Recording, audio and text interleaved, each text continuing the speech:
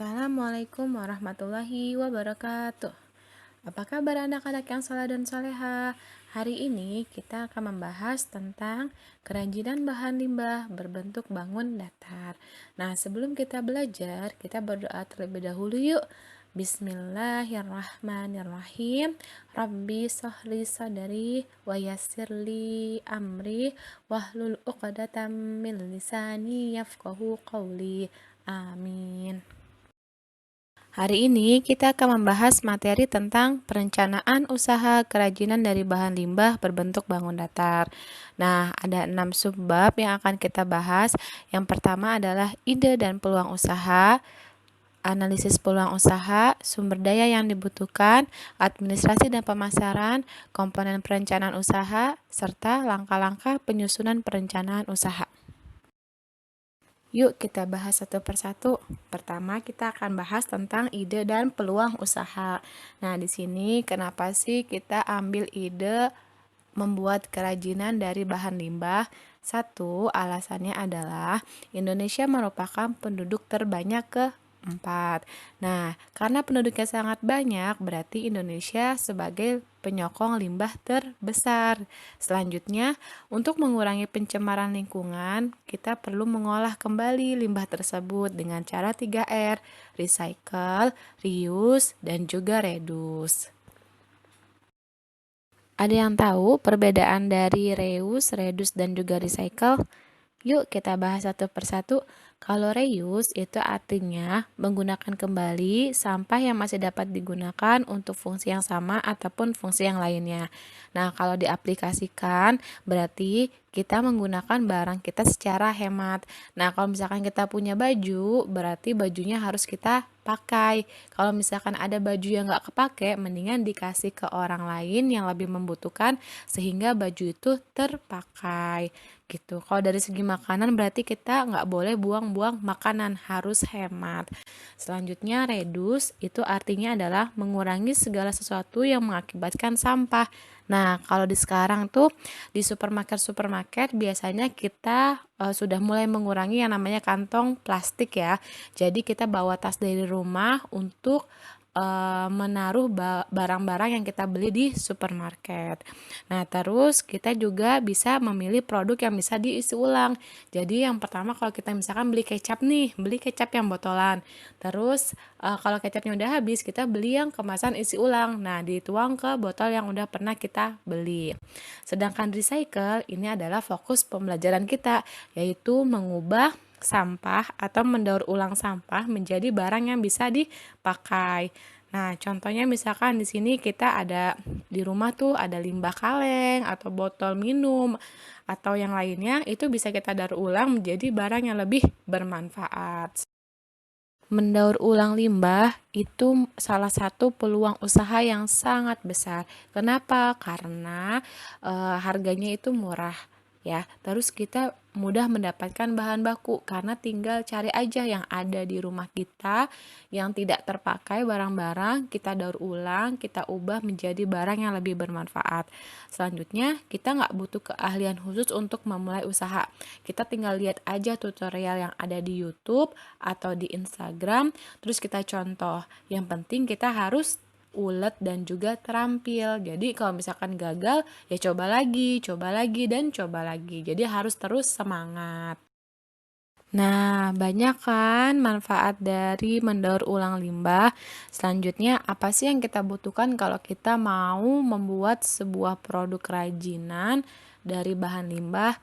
Nah, tentunya kita membutuhkan sumber daya. Sumber daya ini ada 5 M dan juga 1 I.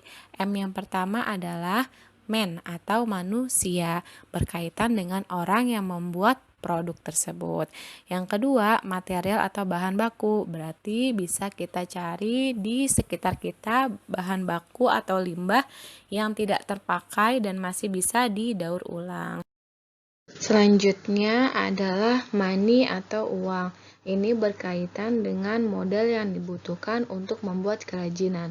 Jadi setelah kalian merinci bahan-bahan yang diperlukan itu apa aja, kalian buat tuh daftar harga dari bahan-bahan tersebut. Lalu kalian jumlahkan, nah itu adalah modal yang kalian butuhkan untuk membuat kerajinan. Selanjutnya mesin atau alat, yaitu mesin yang digunakan sesuai dengan kebutuhan produksi. Nah, kalau bahannya dari kertas, biasanya kita membutuhkan gunting untuk memotong. Kalau misalkan bahannya dari kayu, berarti kita butuh gergaji untuk memotong. Jadi, alat yang digunakan itu bergantung pada bahan yang kita pakai. Nah, selanjutnya metode atau cara. Nah, di sini berarti menjelaskan tentang gimana sih langkah-langkah untuk membuat kerajinan dari bahan limbah. Nah, selanjutnya market atau pasar. Nah, ini berarti kita melakukan survei. Kira-kira nih, orang-orang di sekitar kita tuh butuhnya produk apa sih supaya ketika kita udah buat produk, produk itu bisa laku di pasaran. Jadi kita bisa melihat kemampuan daya beli si konsumen yang ada di sekitar kita dan juga daya tarik mereka. Mereka senangnya yang seperti apa dan mampu belinya pada range harga berapa. Nah, terakhir adalah information, yaitu informasi yang berkaitan dengan proses pengerjaan produk tersebut. Jadi, misalkan kita bisa mencari tutorial cara membuat produk yang mau kita buat. Sampai sini masih semangat kan belajarnya? Yuk kita lanjut ke administrasi dan pemasaran.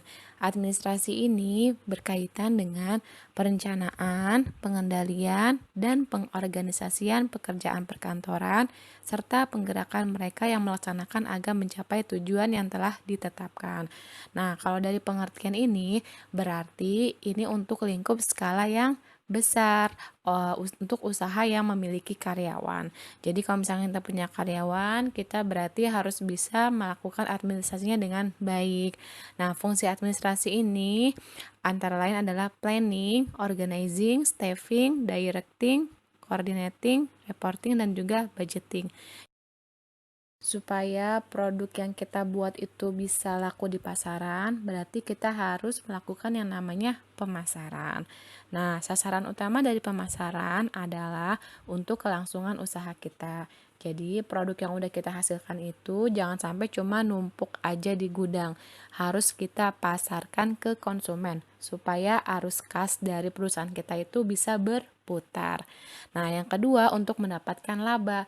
Dari laba itu kita bisa membiayai usaha kita, bisa menggaji karyawan kita, bisa membeli bahan baku lagi dan lain sebagainya. Yang ketiga untuk terus tumbuh. Jadi maksudnya adalah si usaha kita itu bisa tumbuh dan berkembang. Yang tadinya misalkan cuma bisa memproduksi 100 pieces misalnya produk kerajinannya. Nah, dengan melakukan pemasaran kita bisa meningkatkan produksi kita yang tadinya 100 bisa jadi 200 atau 300. Nah, untuk kegiatan pemasaran itu apa aja sih yang perlu dilakukan? Kita bisa lihat di sini. Yang pertama adalah mengukur keinginan dan tingkat kepuasan konsumen. Jadi kita bisa tahu nih, kira-kira konsumen itu puas nggak sih sama produk kita? Nah, kita bisa dengan melakukan riset, tanya ke mereka, bagaimana kepuasan Anda terhadap produk kami? Seperti itu. Yang kedua, merancang dan mengelola penawaran produk. Nah, kita bisa buat tuh, apakah kita akan melakukan promosi, atau misalkan kita akan melakukan memberikan reward ke orang yang membeli produk kita dan lain sebagainya. Yang ketiga, menetapkan harga. Nah, dari sini kita bisa tahu, oh kira-kira untuk produk yang seperti ini di kalangan masyarakat itu kemahalan nggak sih gitu, wajarnya berapa, kita hitung juga dengan biaya produksi yang udah kita keluarkan. Jangan sampai kita menetapkan harga itu terlalu rendah di bawah biaya produksi. Kenapa? Karena nanti kita akan rugi. Yang keempat, mengembangkan saluran distribusi. Jadi kita bisa menambah nih saluran distribusi kita. Misalkan yang tadinya kita cuma jual ke konsumen di daerah kita doang, kita bisa open reseller. Jadi kita jual ke wilayah-wilayah lain dengan perantara reseller kita. Nah, yang kelima, menjalin komunikasi dengan pelanggan. Nah, ini penting banget karena pelanggan yang merasa puas dengan produk kita, dia akan bisa menjadi alat untuk kita mempromosikan produk kita. Jadi nanti dia akan ngomong ke tetangganya, ke keluarganya, ke temennya mengenai produk yang kita jual. Sampai sini ada yang masih bingung nggak? Kalau enggak, kita lanjut ya ke materi berikutnya, yaitu tentang komponen perencanaan usaha. Di sini ada 5 komponen. Yang pertama adalah deskripsi ulasan bisnis. Ini menjelaskan mengenai produk atau jasa yang diberikan oleh bisnis yang diusulkan. Yang kedua, ada perkiraan atas lingkungan bisnis, yaitu menjelaskan kondisi dari lingkungan yang melingkupi bisnis yang diusulkan. Jadi tempat si usaha itu didirikan, itu aspek yang kedua. Yang ketiga, rancangan manajemen, yaitu menjelaskan mengenai struktur organisasi, proses produksi, dan juga mengelola karyawan. Yang keempat, rencana pemasaran. Ini menjelaskan tentang target pasarnya, karakteristik produknya, terus penentuan harganya, serta kebijakan distribusi dan juga promosi. Dan terakhir, rencana keuangan.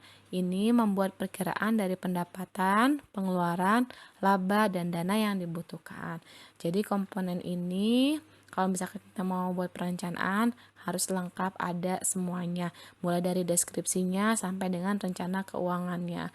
Nah, ini bisa juga dikatakan sebagai acuan kita buat kayak bikin proposal usaha gitu. Jadi kalau misalkan kita mau cari dana, nah kita butuh sponsor nih misalnya buat usaha kita. Kita bisa membuat komponen perencanaannya ini nanti kita berikan ke para donatur atau ke para investor kita supaya investornya tertarik menanamkan saham pada usaha kita. Nanti kita tinggal buat kerjasama untuk bagi hasilnya. Dalam membuat ulasan deskripsi usaha, kita dapat melakukan analisis SWOT. SWOT ini adalah singkatan, S-nya itu strength atau kekuatan, W-nya weakness atau kelemahan, O-nya opportunity atau kesempatan, T-nya threat atau ancaman. Nah, untuk yang strength sama weakness, ini kita fokusnya pada faktor-faktor internal dari usaha kita. Sedangkan yang opportunity sama threat itu fokusnya adalah faktor eksternal dari perusahaan kita atau usaha kita. Nah, kita bahas di sini ada contohnya. Untuk yang strength, dia adalah usaha keset tergolong usaha yang tidak membutuhkan modal besar dan keahlian khusus. Itu fokusnya di internal. Dia mau bikin usaha keset. Nah, untuk kekuatannya, si usaha keset itu modalnya nggak perlu banyak gitu maksudnya. Yang kedua, kelemahannya, hampir semua hasil usaha keset kain perca bermotif sama. Itu masih fokus di usaha si kesetnya. Jadi faktor internal. Jadi hampir semua hasil usaha keset kain perca bermotif sama. Jadi itu kelemahannya. Tadi kelebihannya modalnya nggak besar, terus tapi kelemahannya motifnya sama semua untuk keset gitu. Jadi itu fokusnya adalah di usaha keset, faktor internal. Sedangkan opportunity sama threat itu fokusnya adalah faktor eksternal, faktor di luar usaha kita. Jadi di sini contohnya adalah peluang usaha cenderung meningkat karena banyak rumah baru sebagai tempat tinggal. Jadi dia memandang di faktor eksternalnya. Nah, karena sekarang udah banyak perumahan-perumahan baru, berarti artinya banyak nih orang yang butuh keset. Sedangkan treatnya adalah kerajinan kain perca memerlukan inovasi bentuk, warna, dan model. Nah, ini sebuah ancaman yang berada dari luar. Kalau misalkan kita bikin kesetnya nggak di motif, maksudnya motifnya nggak diperbaharui, begitu-gitu aja bentuknya, maka bisa jadi usaha keset kita nggak akan laris gitu. Orang akan jenuh untuk membeli keset di kita. Tapi beda kalau misalkan kita melakukan inovasi-inovasi baru, misalnya kesetnya bentuknya diubah, yang tadinya kotak segi 4 jadinya love misalnya, atau jadinya bulat. Nah, itu kan berarti masuk kategori faktor eksternal gitu. Sampai sini paham ya? Sekarang kita masuk ke materi terakhir kita tentang langkah-langkah penyusunan perencanaan usaha. Nah, di sini Matthew Ricard menyatakan langkah menulis rencana bisnis adalah beberapa tahap. Yang pertama adalah memutuskan jenis bisnis dan lokasinya. Jadi jenisnya mau apa yang mau kalian buat, terus lokasinya mau di mana. Yang kedua, melakukan riset pasar untuk mengetahui tingkat persaingan. Jadi dilihat tuh konsumennya kira-kira daya belinya gimana, daya tariknya gimana, terus pesaingnya seperti apa. Yang ketiga, memutuskan jumlah modal yang dapat diinvestasikan lalu menetapkan sasaran usaha. ya. Terus yang keempat, menetapkan strategi pemasaran dengan memperlihatkan cara pemasaran produk yang direncanakan. Jadi buat strateginya mau seperti apa nanti pemasarannya. Yang kelima, menghitung jumlah karyawan yang dibutuhkan serta biaya gajinya. Ini penting banget karena nanti kita akan menggaji karyawan kita. Makanya kita perlu tahu yang dibutuhkan berapa, terus gajinya berapa. Jadi jangan sampai ada karyawan yang nggak kerja gitu, maksudnya gabut, tapi kita harus mengeluarkan biaya buat menggaji dia. Yang keenam, membuat daftar alat dan perlengkapan berupa arus kas, laba rugi, dan juga neraca. Yang ketujuh, membuat daftar asumsi sehingga tahu dari mana asalnya angka-angka perkiraan yang di poin keenam. Yang kedelapan, menulis catatan untuk setiap poin atau langkah-langkah di atas. Jadi penting banget pencatatan di sebuah usaha untuk skala besar ya. Skala kecil pun penting pencatatan itu supaya kita tahu pendapatan kita berapa, terus keuntungan kita berapa, produk yang paling laris itu apa. Jadi kita bisa menetapkan strategi-strategi pemasaran selanjutnya. Alhamdulillah semua materi udah dijelaskan sejelas-jelasnya. Jadi sekarang biar kalian tambah paham, kalian buat sebuah perencanaan usaha kerajinan dari bahan limbah yang berbentuk bangun datar. Nah, di sini ada format latihannya. Kalian tulis nama, kelas, tanggal pengerjaan. Judul tugasnya adalah perencanaan usaha kerajinan bahan limbah berbentuk bangun datar. Ide dan peluang usaha itu diisi dengan nama produk yang akan kalian buat, terus alasan kalian pilih produk tersebut dan juga manfaat dari produknya. Yang kedua, sumber daya yang dibutuhkan berarti kaitannya dengan yang 5M1I. Didata mulai dari man, money, material dan seterusnya sampai information.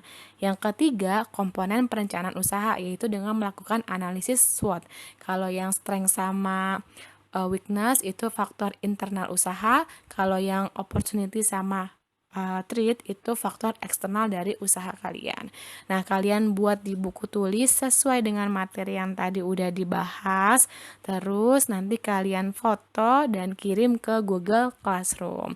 Semangat ya! Terima kasih telah menyaksikan video ini hingga selesai. Jangan lupa follow IG Guru Soleha 28, terus subscribe Guru Soleha 28, like video ini, tulis juga di komentar kalau kalian udah selesai nonton videonya.